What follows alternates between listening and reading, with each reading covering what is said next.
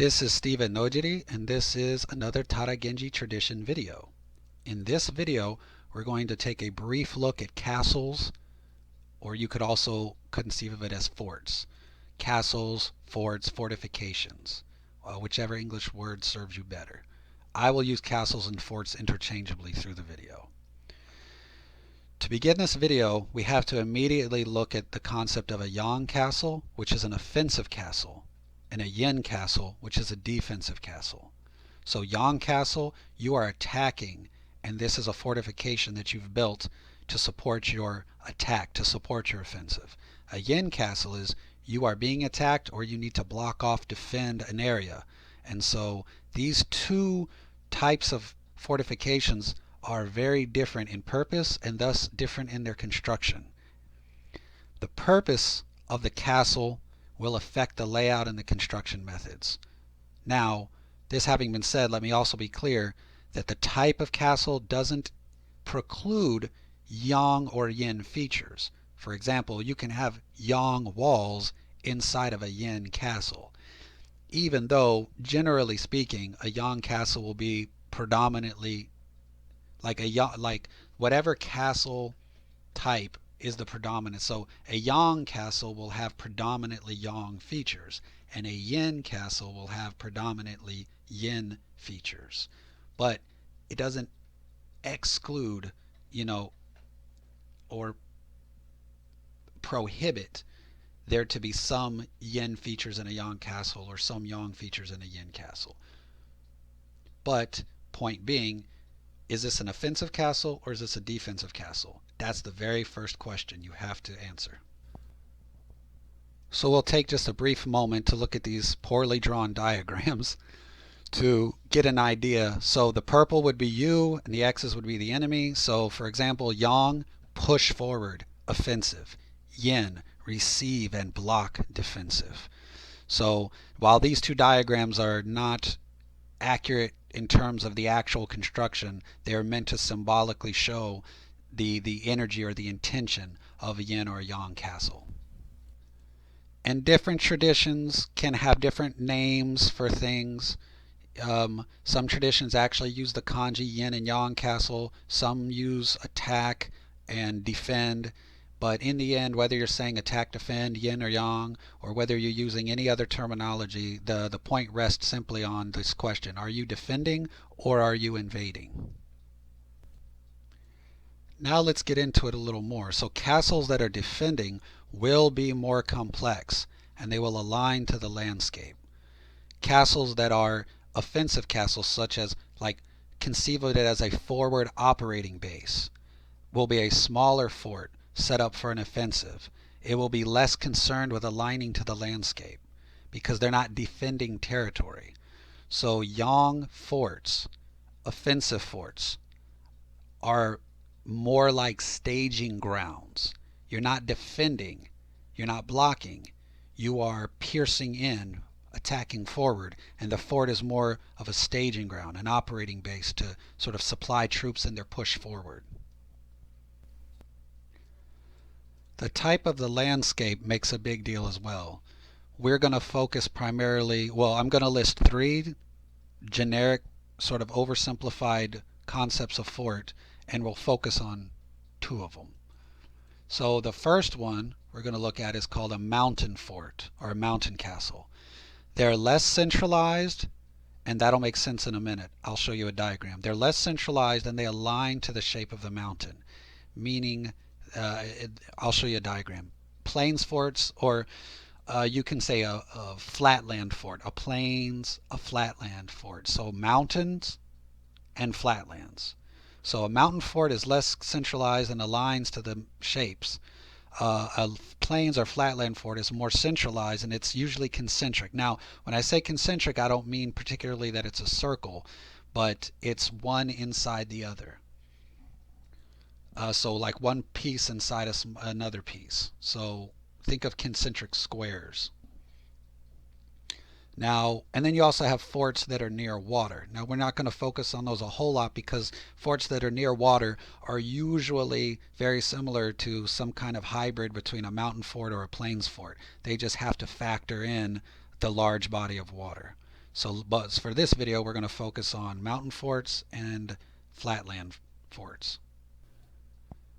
Now some might ask, well, what about forest forts or marshland forts? Not really.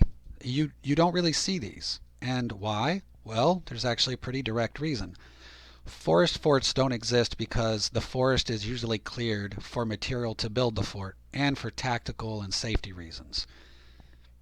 You don't want to have a fort that's surrounded by forest right on top of it, because that gives the enemy way too many options to be able to attack you and breach you without you being able to see them, or the trees provide visual and actual cover, so you can't see the enemy and you can't hit the enemy with arrows and gunshots because they're hiding behind these trees, etc., etc.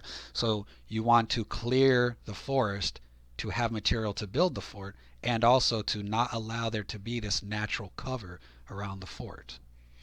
And marshlands are filled in order to give a fort stability. So forest and marsh become the plain style fort, or they become the flatland style fort, because the marsh is filled in and the forest are cut down. So this puts us back to essentially mountain castles and flatland castles. Now let's look at some of the basic terminology here. We're going to use the rudimentary standard terminology for these things. So basic castle structure. The hon, or the honmaru, is the innermost part of the castle. This is the leadership spot. All right. So the honmaru is where the leader would be, quote unquote. This is where you would, if you want to think of it in modern terms, this would be where the final boss is waiting for you, in the honmaru, right?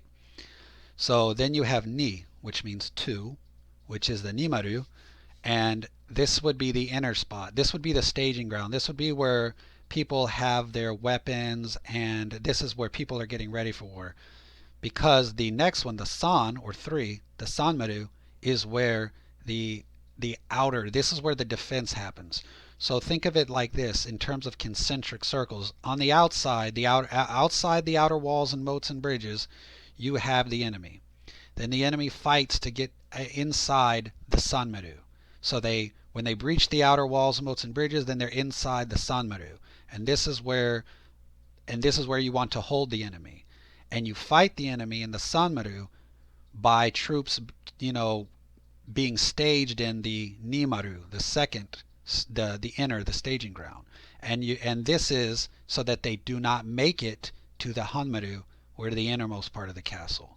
So I'm going to show you some diagrams now, which hopefully makes that a little bit more simple. But you need to understand hon ni san, or honmaru, nimaru, sanmaru. You need to understand these three because it's essential to understanding the castle, the topic of castles. So in this diagram, on the left you'll see plains or flatland style, and on the right you'll see mountain style. And I've put little arrows, and so now hopefully you can understand what I mean by concentric.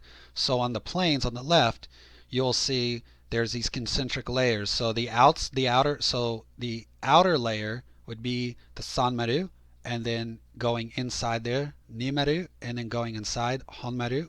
So then the enemy has to start on the outside, and they have to then sort of like fight their way into the sanmaru. Then they got to fight their way into the nimaru, and fight their way into the honmaru. And this is the most simple diagram, because in reality this is much more complex. It's much more complex, but conceptually you have to there's got to be these three layers. So the enemy starts on the outside and has to work their way in, and each one of these layers serves a particular purpose. So if the enemy, you don't want the enemy to breach the outer wall, but if the enemy breaches the outer wall and makes it into the sanmaru, that's okay, because really your forces are staged in the nimaru. Now you look over at the mountainside, it can be a little different, because remember I said on the flatland castle it's very concentric, but on a mountain the fortification has to match the landscape. So sometimes you'll see like the honmaru with the nimaru around it, but then that might be on one peak, and then the sanmaru might actually be off, connected via bridges on a different peak. The enemy and the peaks will be too steep, so the enemy cannot attack the Nimaru or the Honmaru directly. They have, because it's too steep, they have to fight their way up the lesser steep mountain peak to get into the Sanmaru, and then to get access to the bridges that can take them into the Nimaru. So now I'm going to provide you another poorly drawn diagram and of the mountain, so you can see the Hon and the Ni are disconnected from the San in actuality, but not in sequence of assault. So the green arrows are pointing to the cliffs that the Hon and the Ni sit on, but the cliffs are too steep for anybody to assault. So the enemy actually has to assault the San on a different peak to get access to the bridge to get into the Ni and the Hon. Now let's look at for a moment at the tradition of the layout of the castle. So the tradition states that the layout of a castle is based on either a manji or a crisscross pattern. Now this is in the Tada Genji tradition, but I have also found this pop up in the Takeda tradition. But where it pops up in the Takeda tradition involves families that are descendants of the Tada tradition. So you see it in the Takeda tradition, but prior to the Takeda tradition, it's a Tada Genji teaching. Now I don't know how much more widespread it is, but I know that it's definitely a Tada Genji tradition, and you also see it pop up among some of Takeda's generals in their traditions, like the Baba family, for example. But you remember from a previous video, I explained that the Baba are Tada Genji. So Tada Genji tradition. The layout of a castle is a manji, which, as you guys know, is a swastika, or a crisscross pattern. But don't look for the manji, don't look for the crisscross. The design starts there, but it's not really noticeable in the final layout. If you know what you're looking for, you can tell if the castle's been laid out by manji or by crisscross. But again, it's something very subtle, and the details are considered a secret tradition. It's a very subtle thing. However, it is said that if you base the design off of a manji or off the crisscross pattern, that it's going to be very difficult to take that fortification. Speaking of the layout of a fort, so when you're looking at the documents, the text, the manuals, the maps, things like that, etc., etc., it's half written and half kuden, or half oral tradition, half to be spoken. Even the diagrams, so the documents are written in a complex way, not an esoteric way, but just a special complex way. And in order to really understand what's being discussed, you need the diagram. So first and foremost, you get you need the actual picture, the diagram. Then you need a key or a legend that explains what you're looking at, because certain shapes will be used. In other words, the code system, right? So you're going to see a picture, a diagram that looks like some kind of geometric arrangement of shapes, but by itself it's indiscernible. You need the decoder, the key, the legend that explains what each of these shapes mean and what you're actually looking at. And then once you have those two things, there's usually additional explanation that is left out of the written document that pretty much requires kuden. And then if you have a document that only has the diagrams, you're out of luck. And if the diagram has the key and legend, the decoder, then you can understand 80% of what's being taught.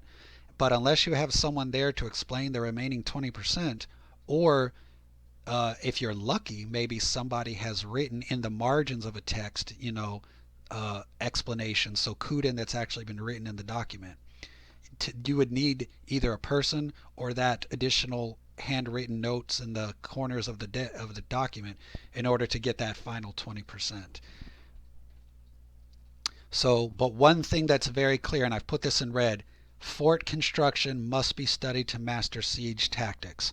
This is essentially bold and highlight in these teachings, that even if you never plan on building your own fort, you must understand how forts are built and laid out in order to have any rational hope of sieging a fort, of taking a castle. So let's take a minute to not only look at defensive measures of a castle, but also the how things may be written in documents, but then how they look in real life. So let's start with two defensive measures, and then we'll focus on one of them. We're going to start with something called Umadashi, and this is at the gate or the opening of a castle. In a simple form, it's just a barrier that sort of blocks the entrance. It disallows complete ease of entrance and exit from there. So this, you have to basically, in order to get in and out, you've got to go around some kind of structure. All right, that's its most simplest form. But it can be as complex as a plot of walled land surrounded by water, connected by the gate by a bridge, etc., etc., etc. So we're going to look more at this one in detail.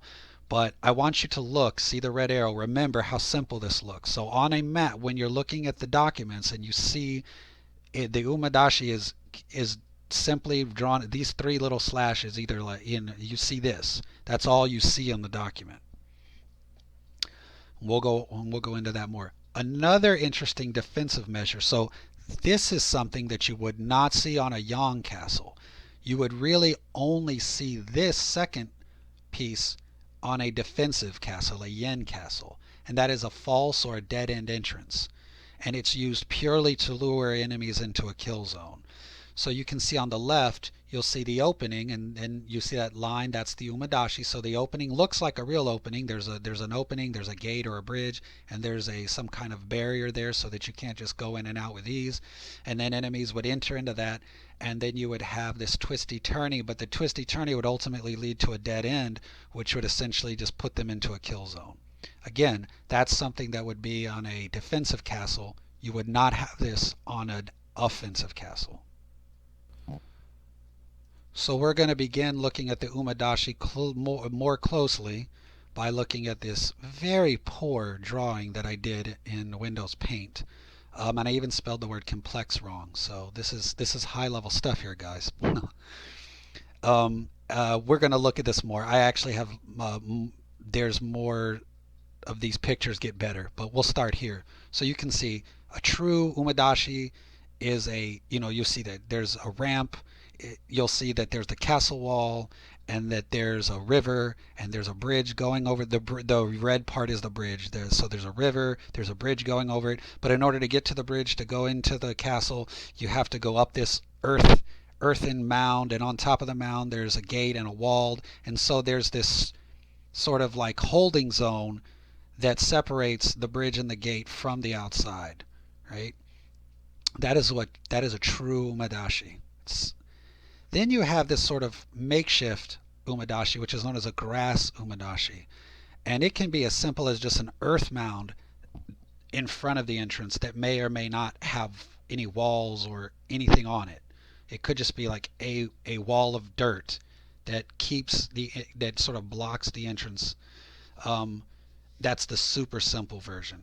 And in the little picture, you can sort of see the castle walls, and there's just sort of like this wall, this very simple structure sort of blocking entrance in and out. You have to kind of come in from the side and turn to go in. That's the most simplest version. So now let's look at this in a little bit more like adult, grown up, a little bit more grown up detail. So to move on with a more complex, as I said in the just a second ago, the more grown up explanation, let's look for a moment at grass moving true. So grass moving true was a way to sort of designate the complexity of something. It can be applied to anything, not just Umadashi, anything. So grass is the most simple ad hoc version, right? Simplest version, most ad hoc version. Moving is the mid-level of complexity, right? It's literally the medium level. And then true is the actual version, like something in its full, complete version. So grass moving true. And so when you get the Umadashi, you have a grass Umadashi, which can be something as simple as an earth mound that may or may not have a moat. In the moving version, it will be an earth mound that has some kind of fortification, and it will have a moat, definitely. And then the full version, you'll see a picture. I'm actually gonna draw a version. You'll see it here, but it has earth mounds with moats and gates and bridges and everything. And the Umadashi can come in what's called the block or angle shape, a polygon in which the Umadashi is got angles. But then they also have the Maru version, or the Maru Umadashi is actually like a circular Umadashi in which the structure itself is circular, and the passageway through the Umadashi might even be a semi-spiral. So you can see there's like grass moving true. There's 3 levels of complexity, but then there's even different shapes. You know, is it a polygon? Is it a circle? Etc. Etc. So even this one topic, Umadashi, is very complex with so many different variations. So as I said, the simple, right? So grass, a simple Umadashi. So a grass angle Umadashi could be something as simple as an earth mound with or without a moat. Now usually it will have a moat because that is where the dirt came from. So generally speaking, you dig a trench, a moat or a trench, and then you pile the dirt up and you end up with an earth mound and a trench or moat in front of it. When it's a flatland castle or a plains castle, it's usually filled with water. But on a mountain, it's usually left as a dry moat or a dry trench. Then, as I said earlier, a true Umadashi is a full structure with bridges and moats, and nothing is left out. Get the works. So, an offensive castle, a yang castle, will probably have grass or moving complexities. And a defensive castle, a yen castle, will have a moving or a true level of Umadashi. So having a true Maru Umadashi is generally something that you would find on a defensive castle. Okay, here we go. Here's the good picture. I know I previously gave you a very poor picture, and I promised you a better picture. So here we go. So I drew this up, and what I want you to see is at the top where I say typical drawing, you just see like 3 bars, and on the right you see like 2 bars with a little sort of crescent bar. That is how the structure will look in the text, in the diagrams. You will just see something as simple as like 3 bars or a bar with a...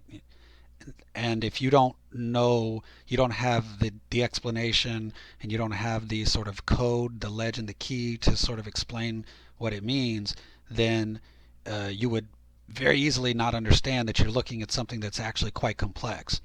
So for example, on the left side, you see the true Umadashi, and you can see what you're looking at is a in this picture we've used the angular Umadashi with 2 entrances, and there's a bridge going into the castle, and this Umadashi is walled and it sits up on top of an earth mound, and then you see that there's a filled in moat on the front of the earth mound, and there's also a moat between the Umadashi and the castle, and you have to go over the bridge. And the only way into the castle is to take that little slice of land that's on the southern, on the south end, or you see where the arrows are. Look for the arrows. You have a little stretch of land that goes alongside the Umadashi and the river, and you have to come up that little stretch and come into the Umadashi and then go over the bridge. And that's the only way you can get into the castle. So that is a true Umadashi right there. And if you look at the bottom, I have a view from a cross section. So from the cross section, you have the flat ground, and you have the dip is the moat, then you have the rise of the earth mound, and then you have the wall. So in the this is what you, so many times in the documents, there will be there will be, first off, there will just be the diagrams. And then if you're lucky enough, the document you have has also got the code in there, and the code will have explanations, and it'll also have these cross-section drawings and stuff too, to give you an idea of what you're actually looking at.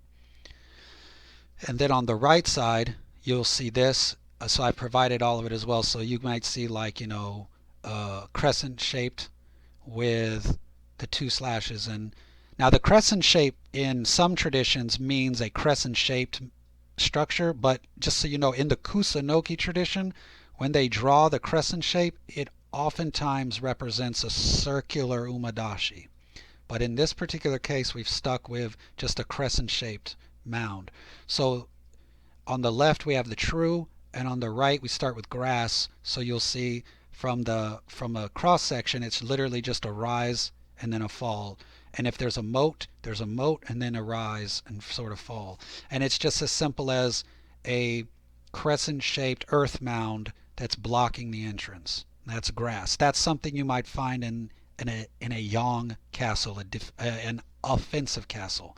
Remember, offensive castles don't have hardcore defense because they're not defending, they're invading. So they may have grass umadashi. A moving umadashi could be something a little bit more like that. You'll see this is a flat. So there's a bridge. The bridge and the umadashi is on top of a mound. And then there's a moat in front. Now there's no walls, there's no fortification of the umadashi, but the umadashi isn't just a mound in front, it's actually a raised mound. So in order to get into the castle, you do have to go up the umadashi and across an earthen bridge. So that's an example of a moving umadashi. The moving umadashi doesn't refer to the umadashi being able to be moved. It refers to the mid level of complexity. So grass is very simple. Moving is more there's more meat to it, right? There's more substance. And then true is the full form. So grass and moving are more for offensive castles, and then moving and true are more for defensive castles. So again, this is why it's important to designate which type of castle are you invading or are you defending, because you're not going to design a castle with a bunch of true umadashi. It's pointless, you know. But if you're defending, you're not going to set up a bunch of grass umadashi. So you need to know which one, you know, the purpose of your fortification makes the design of what you're actually going to use. So before we close this video out, let's look again at the principle of yin and yang, or yin and yo, and let's discuss something called Kazashi. So Kazashi is any wall or embankment used to block an enemy approach and enemy sight lines. So even this is something that changes considerably based on the purpose of the castle. So in a yang offensive fort, the Kazashi will be something more like plants, trees, war curtains. And this is because the energy is about pushing forward, not about digging in. But in a yin defensive fort, the Kazashi will be actual walls, large wooden heavy doors, more dense and permanent barriers because the energy is about digging in. So, for example, in a yang fort, the umadashi may just be something called Kazashi doi, which is a simple earth mound wall. So remember in the previous picture I said a grass umadashi.